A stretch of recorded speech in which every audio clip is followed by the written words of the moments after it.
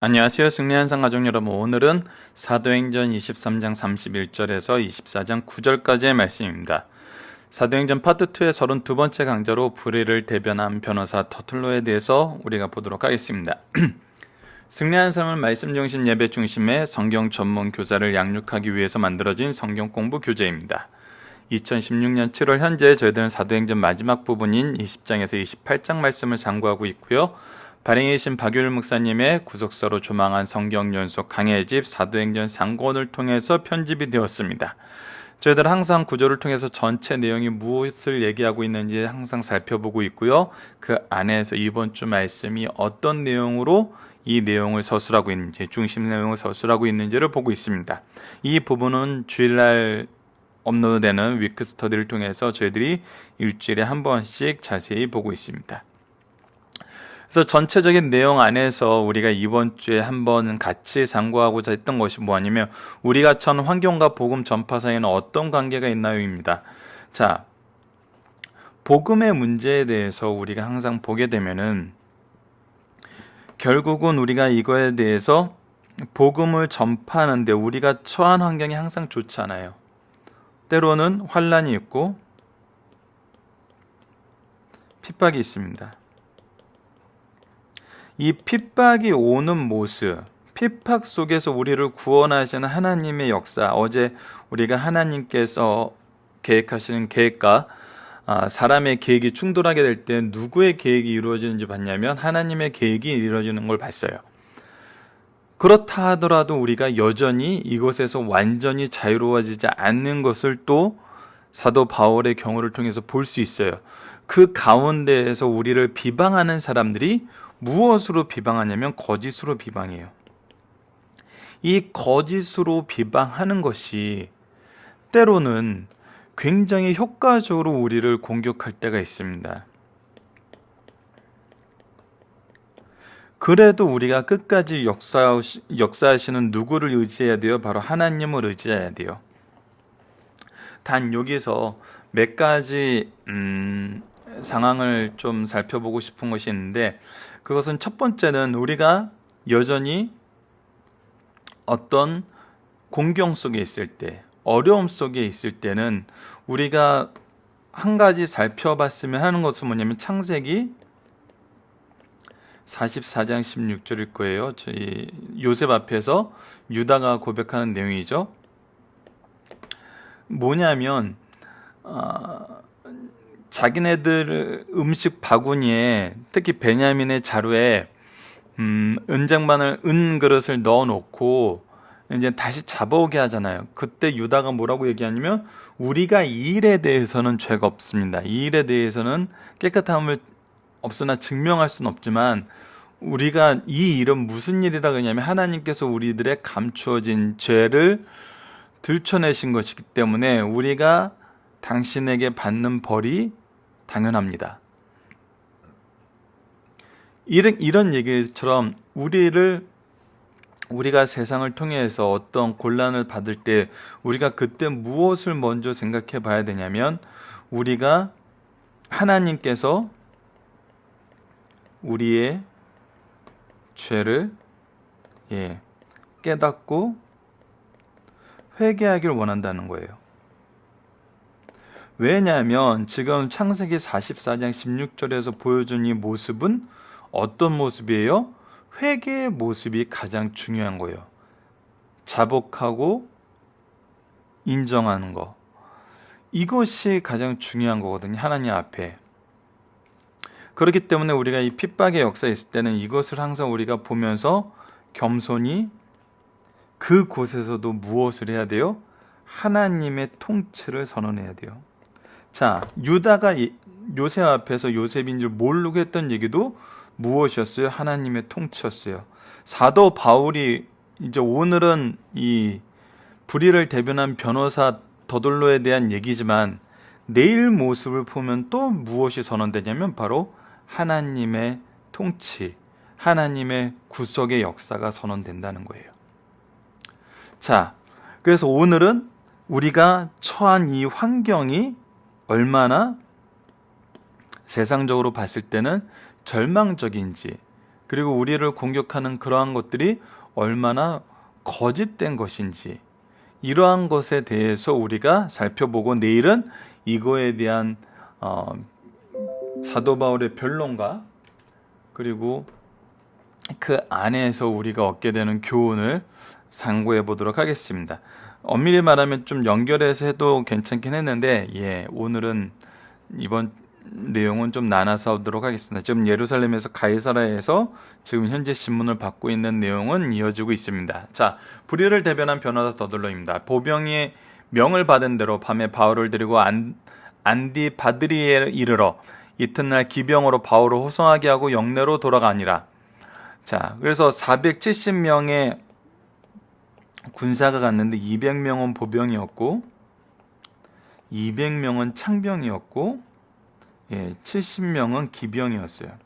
굉장한 군대죠. 40명으로부터 보호하기 위해서 정규적인 훈련을 받은 군인 470명이 호송을 했어요. 자, 그리고 이튿날 기병으로 바울을 호송하게 하고 영내로 돌아가니라. 그래서 기병만 남겨놓고, 왜냐하면 그곳에 도착하기 때문에, 목적지에. 그래서 영내에 들어가서 그들이 가이사랴에 들어가 편지를 총독에게 줬어요. 바울을 그 앞에 세우니 총독이 읽고 바울더러 어느 영지 사람이냐 물어.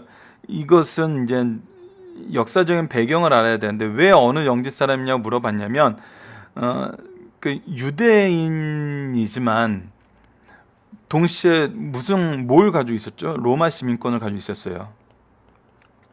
자, 로마는 우리 아까 지도를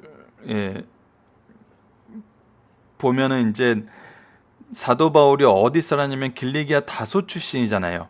왜 어느 영지 사람이냐? 그래서 출신이 로마 시민권으로서는 출신이 어디였냐면 길리기아 다소였어요.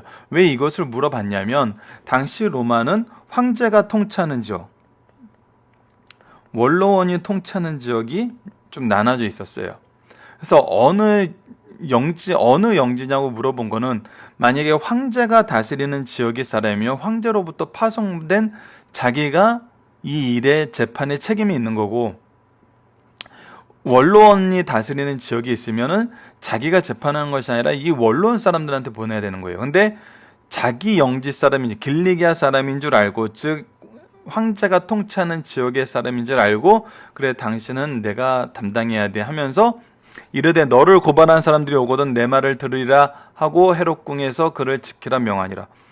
그래서 이거에 대해서 내가 재판을 할 거고, 천부장이 어떻게 하기로 했냐면 벨렉스 앞에서 이것에 대해서 변론 심판을 하고 그 앞에 가서 얘기하라고 얘기했기 때문에, 그 사람들이 고발하는 사람들이 오면은 그때 듣겠다 하고 헤롯궁에서 그를 지키라고 명해요. 자, 우선 헤롯궁에서 지키라는 것 안에서 보면은 바울을 이제 죄수 취급하기보다는 그냥 어떤 재판에 회부된 사람, 아직 그 죄를 확정하지 못하는 그 상태에서 어느 정도 로마 시민의 대우를 해준 것을 볼 수 있죠. 자, 그리고 나서 닷새 후에 대제사장 아나니아가 어떤 장로들과 한 변호사 더둘로와 함께 내려와서, 자, 이제는 대제사장과 장로들이 그거에 대해서 회당에서는 변론을 하고 재판을 진행을 했지만, 이제 누구 앞에 가야 되냐면 총독 앞에 가야 돼요. 자, 그래서 그들의 정치와 그들의 어떤 법리 체계를 알고 있는 변호사 더둘로를 함께 데리고 가는 거예요. 그래서 총독 앞에서 바울을 정식으로 고발하게 됩니다. 그래서 고발하자 바울을 벨릭스 총독에게 부르자 이제 더둘로가 그들의 고발의 내용을 얘기하기 시작합니다. 자, 이 얘기하기 시작하면서 나타나는 것이 전부 거짓에서 거짓으로 시작해서 거짓말만 늘어놓고 있다는 거예요. 자, 이 부분을 보기 전에 우선 이제 벨릭스에 대해서 한번 보도록 하겠습니다. 벨릭스가 당시 어떤 사람이었냐면, 이 사람 원래 노예 출신이었다 그래요. 노예 출신이었는데 왕궁에 들어가서 그곳에서 자유를 얻고, 자유인이 된 이후에 어떻게 지내면 관료가 되어서 실질적으로 황제의 신임을 얻고 이 유다족의 총독으로까지 부임하게 됩니다. 여러분, 이 로마 지역에서 유다라는 곳은 굉장히 특수한 곳이에요. 왜냐하면 종교적인 그 성향이 너무 강해서 이 종교적인 중심의 도시로 유명했을 뿐만 아니라 하나님의 통치를 항상 원하고 하나님 나라 백성임을 자랑하는 유대인이었기 때문에 이곳에서 끊임없이 반란이 일어났어요. 그래서 굉장히 능력 있고 신뢰하는 사람을 보냈는데 바로 벨릭스가 그러한 사람이 되었다는 거예요. 어떤 출신은 노예 출신으로. 근데 왜 지금 이 노예 출신이라는 것을 강조해서 얘기하냐면 이 사람에 대한 평가가 벨릭스는 굉장히 포악하면서 노예 근성으로 통치를 했다는 거예요. 노예 근성으로 통치를 했다는 것은 노예에게 일시키듯이 자기가 그런 대접을 받아왔고 그런 대접을 받아오는 시스템 하에서 성장했던 사람처럼 그 시스템을 그대로 이용을 해가지고 통치를 했다는 거예요. 그래서 모든 민중을 노예 취급을 하면서 자기의 탐욕을 채우는데 앞장섰던 사람이라는 거예요. 그래서 요세푸스와 타시터스의 기록을 보면은 벨릭스가 죽었을 때 유대인들은 함성을 지르면서 아주 이것을 축하했다는 거예요.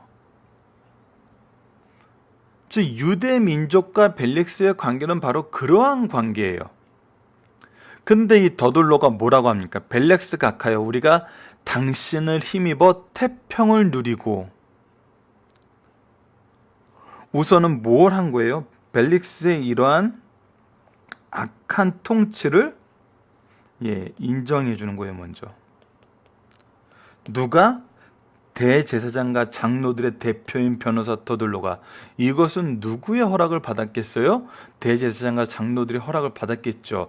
이 사람이 정치적으로 이런 수사를 써야지 우리가 바울을 죽일 수 있다고 설득을 했는지, 아니면 모든 일에 대해서 위임을 받아서 마음대로 변론하고 그 권한을 인정받았든지, 이 대제사장과 장로들은 어떤 식으로 변론을 하든 인정하겠다는 것은 무엇을 얘기하냐면 바울을 죽이기 위해서는 그 어떠한 것도 감수하겠다는 거예요. 그래서 악한 벨릭스 이 사람의 이 총독의 아부를 하고 그의 죄악을 선으로 포장을 하고서라도 바울을 죽이겠다는 얘기죠. 여기서 잠깐 다시 한번 박유일 목사님 강의 집에 나와 있는 것을 보도록 하겠습니다. 하나님의 계획으로 인해서 우리가 구출을 받았지만 바울은 지금 어디에 가 있어요? 타락한 종교 지도자들에게 벗어나서 누구의 주권하에 놓이게 된 거예요? 타락한 정치인 안에 놓이게 된 거예요.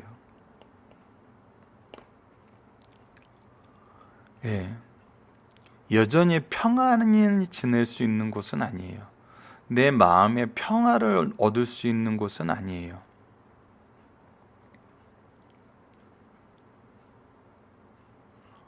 이것이 우리가 경험하게 되는 그런 상황일 수 있다는 것입니다.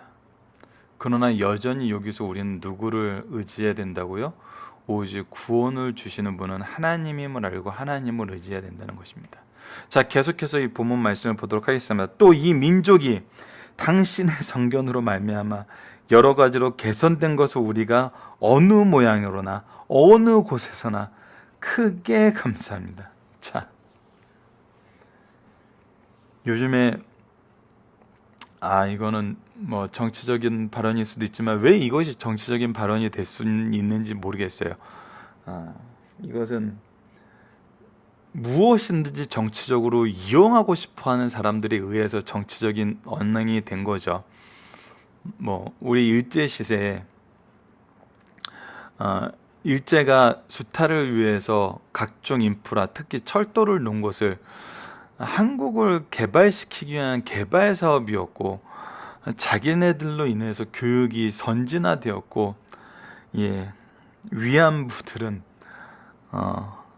그들의 자유로운 선택에 의해서 돈을 위해서 간 것이다라고 주장하는 것을, 굉장히 이런 얘기, 이 역사적인 사실마저도 정초적인 수사로 변해버린 것을 우리가 현실 세계에서도 느끼죠. 근데 왜 이러한 것이 정치적인 수사가 되겠냐는 거예요. 바로 이렇게 인정하는 그런 내용들 때문이죠. 지금 벨릭스는 유대 땅을 자신의 탐욕을 위해서 노예처럼 부려먹고 있어요. 그리고 지금 현재 대제사장은 이 친로마적인 성향이 강해서 이것에 어쨌거나 동조하는 사람으로 역사가들은 기록을 하고 있었던 것을 우리가 지난 시간에 살펴봤었어요.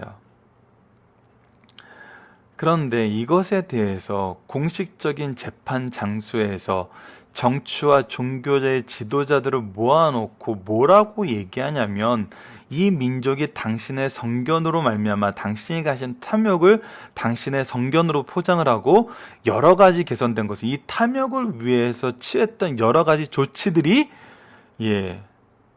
우리를 개선시킨 것이 되고, 이것에 대해서 우리는 어떻게 평가하냐면 어느 모양 어느 곳에서나 당신에 대한 감사가 넘친다는 거예요. 무엇을 위해? 바울을 죽이기 위해서.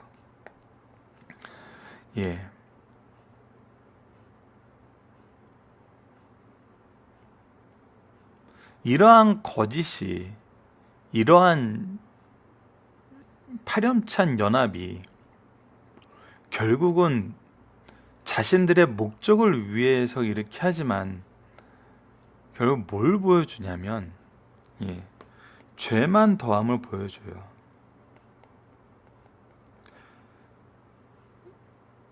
항상 우리가 영적인 생활하면서 어떤 분란이 생기고 문제가 생겼을 때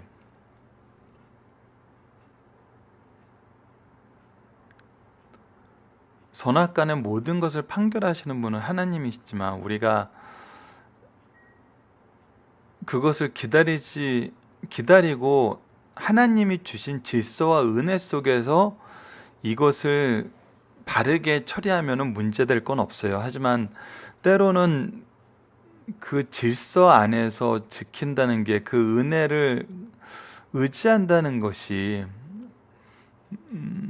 참 힘들 때가 있거든요. 근데 여러분 분명하게 보셔야 되는 것은, 보면은 알 수 있는 것은,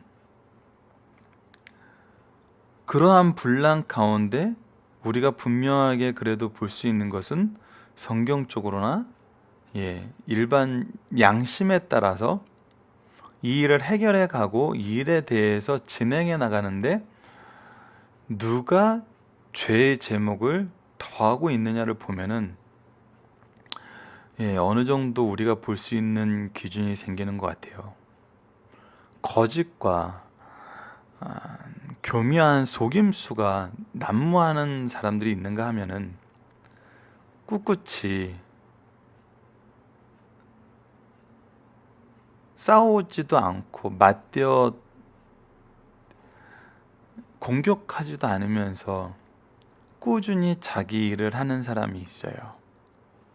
물론 때로는 양쪽 다 이 죄의 제목을 더해 가는 것을 볼 수 있지만, 그럴 때는 우리가 정말 철저하게 하나님이 주신 질서 안에서 이 모든 것은 은혜를 이루는 길로, 하나님의 은혜와 하나님의 판단을 의지하는 길로 가야 돼요. 그래서 이때는 우리가 해야 될 것은 정말 기도뿐이죠. 그러나 때로는 우리가 죄를 더하면서 이 일을 확대시키고 무조건 공격하기만을 원하는 사람들을 보기보다는 누가 인내하고 있는 사람이고 누가 죄를 더하는 사람인지는 좀 구별할 수 있었으면 합니다. 그리고 그것이 좋은 기준이 될 것 같아요. 자, 당신을 더 괴롭히지 아니하려 하여. 자, 우선은 3절은 완전히 이제 그냥 아부하는 말이죠. 그러면서 당신을 더 괴롭게 하지 아니하려 우리가 대강 여쭙노니 관용하여 들으시길 원합니다. 우리가 보니 이 사람은 전염병 같은 자라. 자, 이 사람이 전염병 같은 것이 바로 이 사람의 죄목이라는 거예요. 자, 그래서 그 사람의 제목은 뭐냐면, 첫 번째, 천하에 흩어진 유대인들을 다 소유하게 하는 자로. 자, 우선 왜 천하에 흩어진 유대인이라고 얘기를 했냐면, 유대 땅에서 국한되지 않은 문제라는 거예요. 헬라 지역에서 이미 아시아 지역에서 이러한 선례가 있어 왔다는 거예요. 그래서 그런 소요가 있었다는 거예요. 그래서 이 사람은 로마법으로도 굉장히 주의해서 봐야 되는 굉장히 위험한 정치인이라는 거예요. 그 정치인이라는 게 뭐냐면 정치적인 문제를 가지고 있는 사람인데, 그것은 뭐냐면 바로 반란이라는 거예요. 소요는 반란으로 이어지거든요. 우리가 이미 앞부분에서 살펴봤다시피 에베소 지역에서 이미 살펴봤잖아요. 이 소요에 대해서 내가 보고할 것을 찾아야 되는데 너희들 어떻게 할래? 아니면 빨리 흩어져, 이거거든요. 그래서 이것은 로마가 굉장히 싫어하고 가장 강하게 이제 처벌하는 그 반란이 첫 번째 제목이고, 두 번째는 나사렛 이단의 우두머리라는 거예요.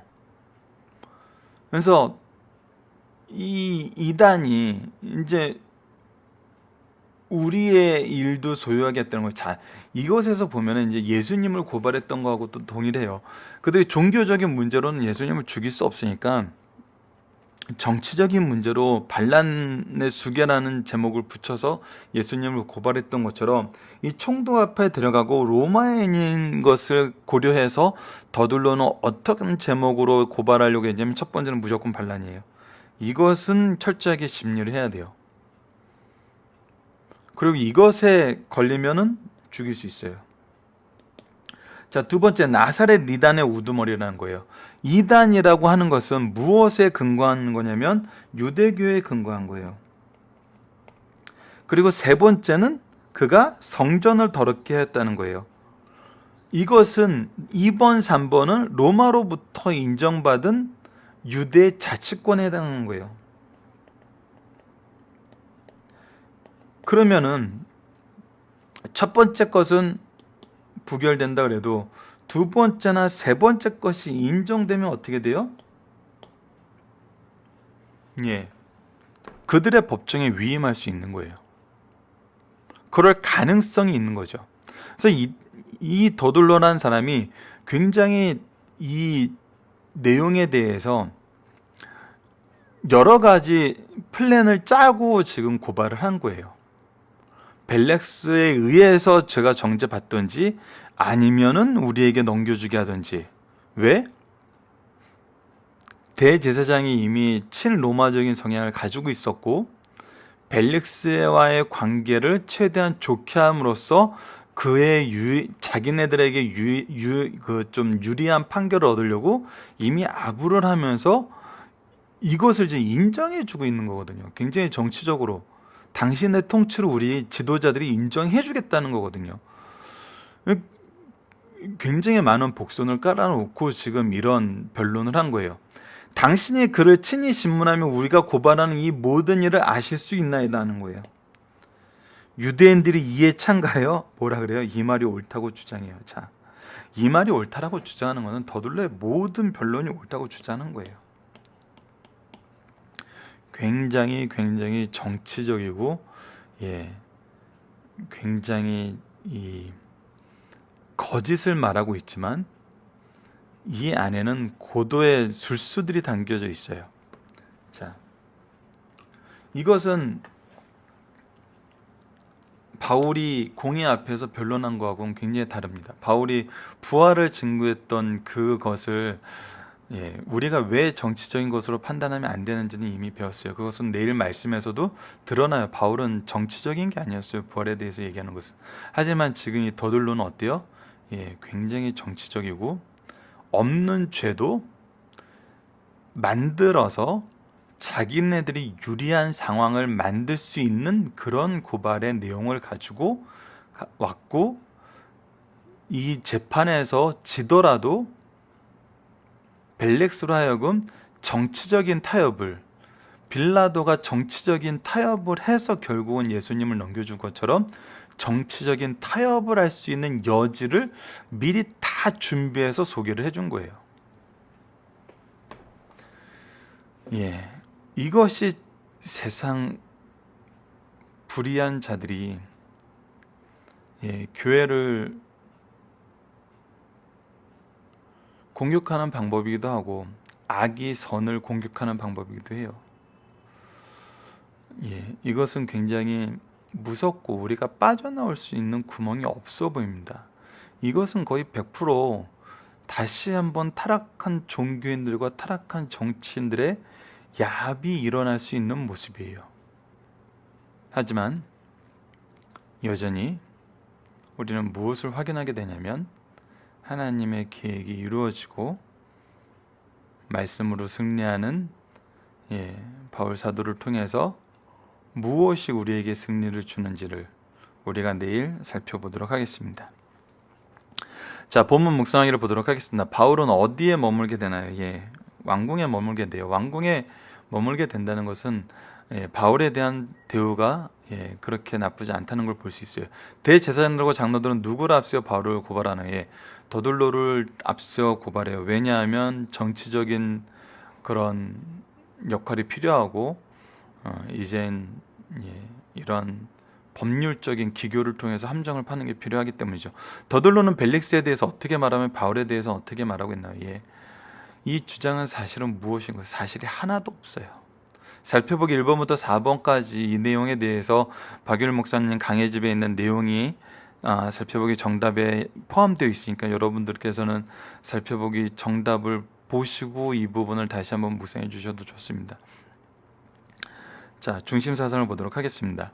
예수님과 사도시대의 예루살렘과 로마는 각기 다른 권력의 중심지였어요. 예루살렘은 종교적 권력으로 아브라함 때부터 2000년간 내려온 역사와 전통이야 교권의 중심지였고, 로마는 지중해를 중심으로 480만 평방킬로미터까지 미치고 이들은 군사적 정복과 방대한 조직적으로 정치적 권력을 장악하고 있었어요. 만약 이 두 권력이 합력하여 어떤 개인이나 세력을 없애야 한다면 살아남을 가능성이 거의 없어요. 더구나 유다 땅에서 이 두 권력의 기원은 같으나 적용 범위가 달랐어요. 로마 정치 권력이 이스라엘을 군사적으로 점령하고 예루살렘의 교권을 지배하면서 서로 보완하고 협력하면서 예루살렘 교권을 본래 의미의 교권을 상실하고 말았어요. 이때 예수님이 오셨고 사도들이 복음을 전하면서 먼저 예루살렘 교권에 대하여 본연의 자리로 돌아설 것을 요구하게 되었어요. 이는 교권주의자들에겐 직접 도전이 되었고 로마 정권에는 간접적인 도전이 되었어요. 교권과 충돌할 때마다 결과적으로 정권과 충돌되었고, 사도행전 24장 말씀은 이런 맥락에서 볼 때 바울의 선교 활동은 예루살렘 교권과 충돌을 가져왔고, 교권주의자들은 자신들의 힘으로 바울을 죽일 수 없자 로마 정권의 힘을 빌려 바울을 죽이고자 회착하는 만행을 보여주고 있어요.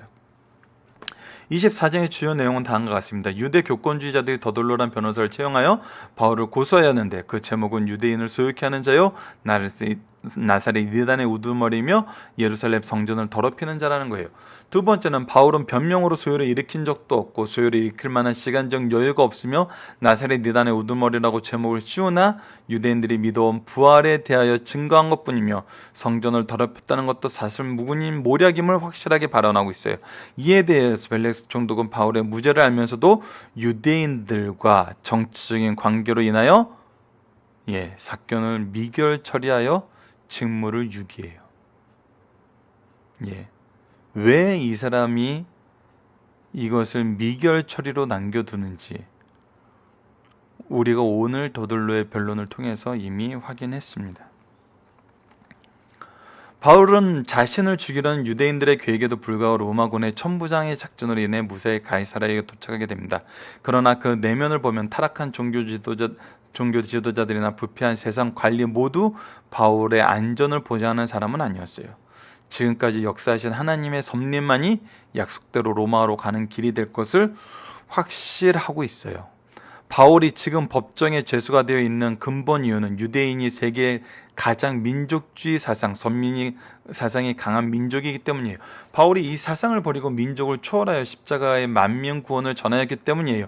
십자가의 도가 민족 자존심을 회복했다고 바울을 고소한 거예요. 그러나 너무나 이율배반적인 것은 이 바울을 죽이기 위해 역사에 없는 반민족적이고도 도에 넘는 아첨을 하고 있다는 거예요. 정치적인 먼저 서비스를 하고 있어요. 지금 이것이 세상 사람들의 이율배반적인 사고요, 편견에 사로잡혀 있는 자에게서 볼 수 있는 어리석은 만행이에요. 이 어리석은 만행이라는 건 뭐예요? 계속해서 죄를 더하고 있다는 거예요. 세 번째입니다.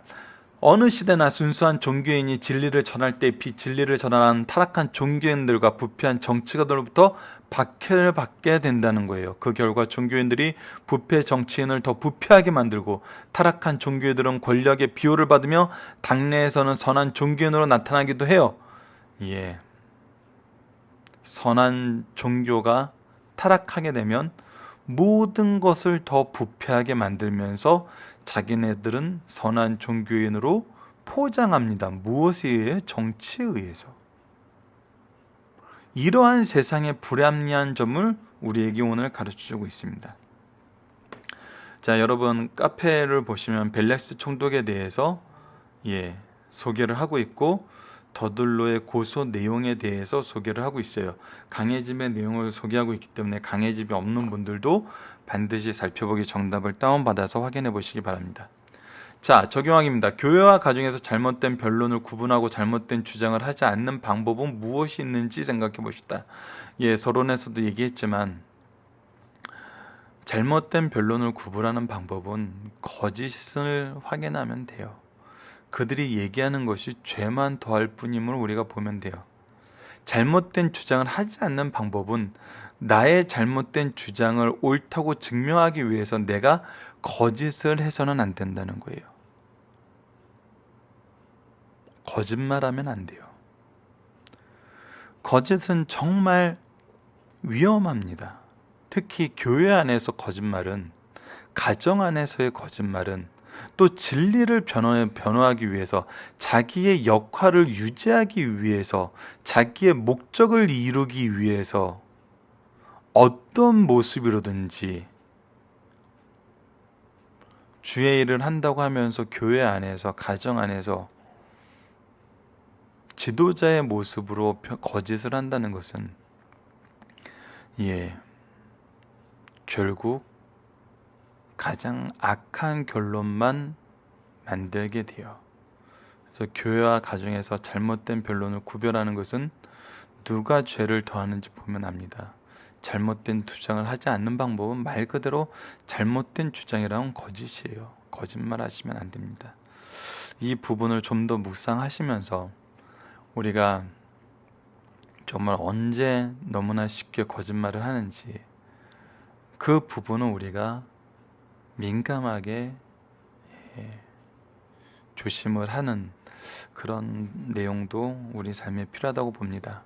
자, 말씀을 기초로 기도하기를 통해서 마치겠습니다. 하나님, 모든 일을 공의롭게 처리하시는 하나님의 정의를 의지하게 하여 주시고, 우리가 삶 속에서 주의 몸된 교회와 가정 안에서 누군가를 공격하고 고발하는 사람이 되기보다는 변호하며 사랑하는 사람이 되어 더 큰 악에 빠지지 않게 하여 주시고, 오직 주의 진리를 전하는 데 사용하여 주소서. 예수님 이름으로 기도드립니다. 아멘.